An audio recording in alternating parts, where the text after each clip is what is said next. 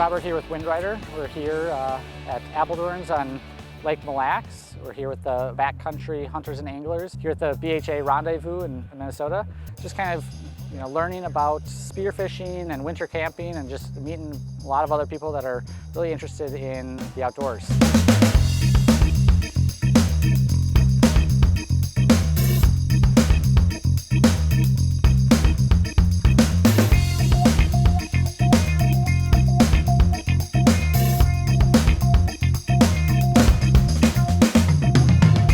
So this event is the first winter state rendezvous for Minnesota Backcountry Hunters and Anglers, or BHA. This organization is all about keeping public lands accessible for hunting, fishing, and what's fun is I'm leading a seminar on how to dark house spear, or spear fishing, or any number of different terms that are used, which is really just cutting a hole in the ice, getting a dark house over the top of you, and trying to coax a fish in where you can throw a spear at it and harvest it. It's wonderful. We're out here. We couldn't ask for a better day weather-wise. We were spearing 3 weeks ago in 37 below. I'm glad it's not like that today. Of primary importance is safety. You are cutting a hole that is approximately 2 feet by 3 feet wide. Very easy to fit a person down that hole. And so we need to be extremely careful. And if you want to go to probably the ultimate of comfort and that safety piece, these guys here today from Windrider, they've got a float suit. And these float suits, if you were to go in, not only is it going to keep you warm, but the Windrider flotation in them is going to keep you up and enough so that you can use the picks to then get out of the water.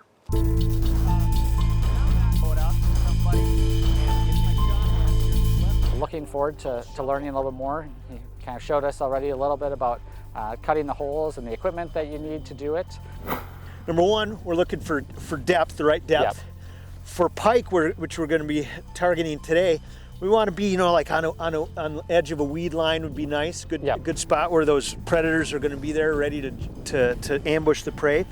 But then the other thing is we don't want to be in the thick of the weeds. Sure. And so I'm going to try to peer down here and see if I can see any weeds. Beautiful. Looking good. We got sand, we got zebra mussels, and that's it. Okay. So it's good. It's good and clear.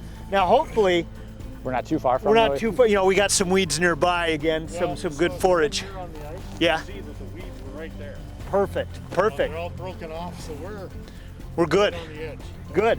So yeah, so this will be nice. And you'll see when we get in there. Oh sure. This water is crystal clear.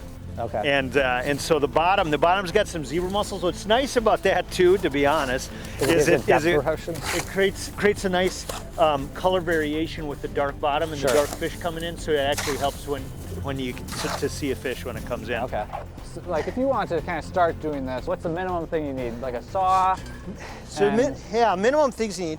You need to be able to cut a hole. Yep. You need to be able to have a darkened structure over you. Sure. You need to be able to have something to attract the fish. Yep. And then you need a spear to spear them. That's really it at its simplest level. So could be pretty low cost. It can be, absolutely. It's not a big industry. There isn't a lot of product around it, and a lot of it is craft. Sure. So like the spears and the decoys are made by artisans, welders, woodworkers. My boy's spear in here is made by Bell River, and it's a custom-made spear just for Charlie. There's not another one like it on earth. You look at this one. This one is truly forged that Jamie's got. But you look at an inexpensive spear, they'll just do a shave off to create the tine. And those are just not nearly as beautiful or as durable. Looking forward to getting in the dark house and trying our hand at throwing a spear at hopefully some fish that we see.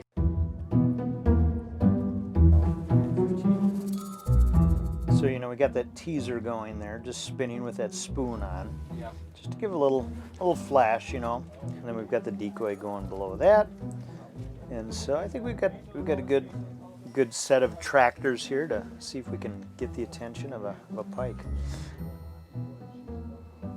So then I'll do, little quick jerks sometimes I'll just do big movements like that. So how many times a year would you say you go spearfishing? You know, not as much as I would like.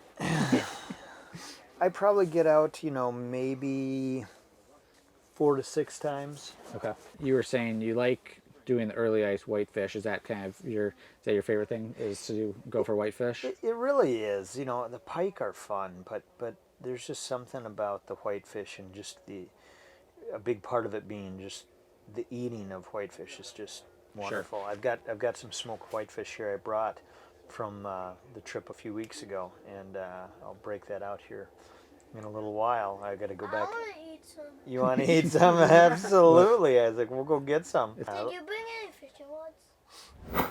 Did I? I didn't bring any fishing rods. I didn't think we were going to have time to actually ice fish, so. Because you want to try to catch one of those little perch, don't you? I think this color will do a really good job. I think the northerns are going to see that, and they're going to come. It's going to be like the dinner bell. Oh yeah, good movement. I like that, Isaac. That was good.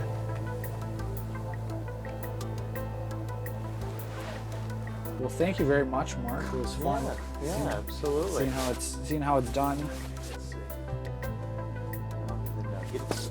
There you go. Perfect. There you go. Sure. Oh, nice job, Isaac. I think, Isaac, you are a natural. It terrifies me that he's a natural at throwing a spear. That's not really good. Well, this was fun. Thank you very much. It was awesome learning.